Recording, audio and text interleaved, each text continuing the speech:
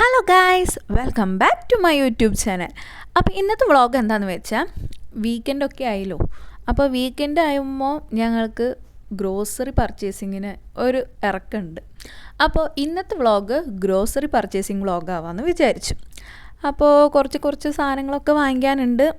എല്ലാം കഴിഞ്ഞുകൊണ്ടിരിക്കുകയാണ്. Means weekend ആകുമ്പോൾ അങ്ങനെയാണ്, ഞങ്ങൾ വീക്കിലിയാണ് അങ്ങനെ സാധനങ്ങൾ വാങ്ങിക്കാൻ പോവാറ്. അങ്ങനെ നമ്മൾ യൂണിയൻ കോപ്പിലേക്ക് തന്നെ പോയി. അങ്ങനെ നമ്മൾ യൂണിയൻ കോപ്പിലേക്ക് പോയിക്കൊണ്ടിരിക്കുകയാണ് എസ്കലേറ്ററിൽ. ഓക്കെ, അവിടെ എത്തിയപ്പോൾ ഇതേ രണ്ടുപേരും തല്ലായിട്ടോ. അവനും വേണം ഇവനും വേണം, രണ്ടു പേർക്കും ഈ ബാസ്ക്കറ്റ് പിടിക്കണം. അപ്പോൾ അങ്ങനെ ആകെ അലമ്പായി. അതൊക്കെ കഴിഞ്ഞു. നമ്മൾ ഇന്നൊരു സംഭവം സ്പെഷ്യലായിട്ട് 2 സംഭവങ്ങൾ വാങ്ങിച്ചിട്ടുണ്ട് കേട്ടോ ഒന്ന്. അപ്പോൾ അത് കാണിച്ചു തരാമെന്ന് വിചാരിച്ചു. നിങ്ങൾക്ക് കണ്ടപ്പോൾ മനസ്സിലായിട്ടുണ്ടാവും. എന്താ? സൽമൺ ഫിഷാണ് വാങ്ങിച്ചത്. അപ്പോൾ ഇതെന്ന് പറയണത് ഞങ്ങളെപ്പോഴൊന്നും വാങ്ങിക്കാറില്ല കേട്ടോ. ഇടയ്ക്കും തലയ്ക്കും മാത്രം വാങ്ങിക്കാറുള്ള ഒരു ഫിഷാണ്. കാരണം അതിന് അത്രയ്ക്ക് റേറ്റും ഉണ്ട്. അതുകൊണ്ട് തന്നെ ഞങ്ങൾ ഒരു കിലോ വാങ്ങിച്ചു. 1 കിലോ ആയിട്ട് കിട്ടിയുള്ളൂ. അപ്പോൾ നമുക്ക് ഫ്രൈ ചെയ്താലോ?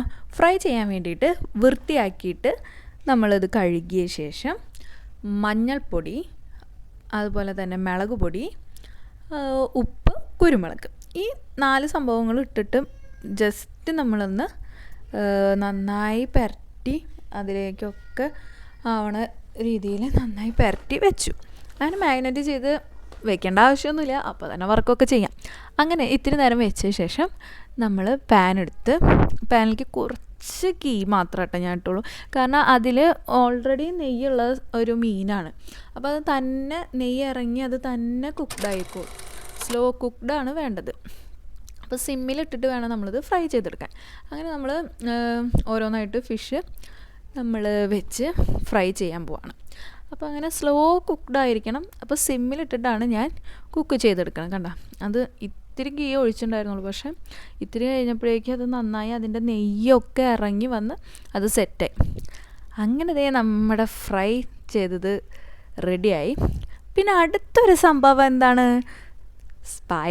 പായസം കുറേ നാളായി ഉണ്ടായിരുന്നു. അപ്പോൾ കണ്ടപ്പോൾ എനിക്കൊരു കൗതുകമല്ല, പായസം കണ്ടപ്പോൾ എനിക്കൊരു ഇഷ്ടം. എന്തായാലും പായസം വയ്ക്കാൻ കുറേ നാളായി. ഓണത്തിനൊക്കെ ഞങ്ങൾ പായസം വയ്ക്കുകയുള്ളൂ കൂടുതൽ, അല്ലാണ്ട് വയ്ക്കലില്ല, ഇവിടെ കുറവാണ്.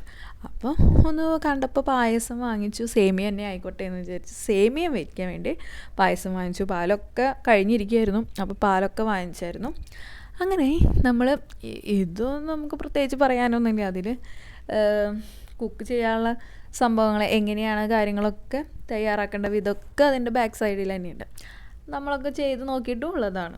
റെഡി ടു കുക്ക് ആയതുകൊണ്ട് തന്നെ വെരി സിമ്പിളാണ്. അപ്പോൾ നമുക്ക് പാല് നമ്മൾ പശുമ്പാലെടുത്തിട്ടാണ് ചെയ്തത്. മിൽക്ക് എടുത്തിട്ട് വെള്ളം ഒഴിച്ചു. അപ്പോൾ 1.5 ലിറ്ററാണ് വേണ്ടത്. അപ്പോൾ ഞാൻ 1 ലിറ്റർ പാലും പിന്നെ ഞാൻ 1/2 ലിറ്റർ വെള്ളം ഒഴിച്ചിട്ടാണ് ഞാൻ ചെയ്തത്. അപ്പോൾ അങ്ങനെ ചെയ്ത്. എന്നിട്ടും നല്ല മധുരം തന്നെയായിരുന്നു കേട്ടോ. നല്ല ടേസ്റ്റും ഉണ്ടായിരുന്നു. നമ്മൾ നന്നായി കുറുക്കി എടുത്താൽ മതി. കുറുക്കി നന്നായി എടുത്താൽ കറക്റ്റായിരിക്കും. അപ്പോൾ ഞാൻ വേവൊക്കെ നോക്കുകയാണ് ആയിട്ടുണ്ടോയെന്ന്. അപ്പോൾ ഇത്തിരി കൂടി ഉണ്ടെന്ന് വിചാരിച്ചിട്ട് ഇത്തിരി കൂടി അങ്ങോട്ട് ഇളക്കി നിൽക്കാം. നമ്മൾ കൈ വിടാണ്ട് ഇങ്ങനെ ഇളക്കിക്കൊണ്ടിരിക്കണം.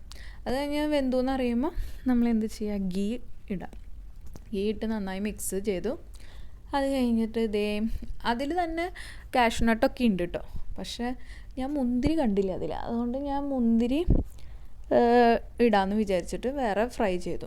ഇവിടെ കറുത്ത മുന്തിരി ഉള്ളൂ, അപ്പോൾ കറുത്ത മുന്തിരി വെച്ചിട്ട് ഞാൻ അഡ്ജസ്റ്റ് ചെയ്തു.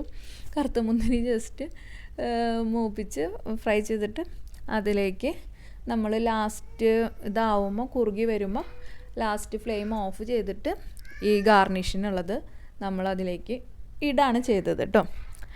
അങ്ങനെ പായസം ഇഷ്ടമില്ലാത്തവരൊന്നും ഇല്ലല്ലോ. എനിക്ക് ഭയങ്കര ഇഷ്ടമാണ്. എനിക്ക് മധുരമുള്ള എന്തും പോവും. പക്ഷേ ചേട്ടന് വലിയ ഇഷ്ടമൊന്നുമില്ല. ഉണ്ണികൾക്ക് പിന്നെ അറിയാമല്ലോ, മധുരമുള്ളതായ അവർ നന്നായി മണ്ണു കുടിക്കും. അങ്ങനെ നമ്മുടെ പായസം റെഡി ആയിട്ടുണ്ട്. പായസവും ഫിഷും റെഡി ആയിട്ടുണ്ട്. രണ്ടും ഞാൻ ഒരുമിച്ച് തന്നെയാണ് കുക്ക് ചെയ്തത്. അപ്പുറത്തെ ഫ്ലെയിമിൽ നമ്മുടെ ഫിഷും ഉണ്ട്.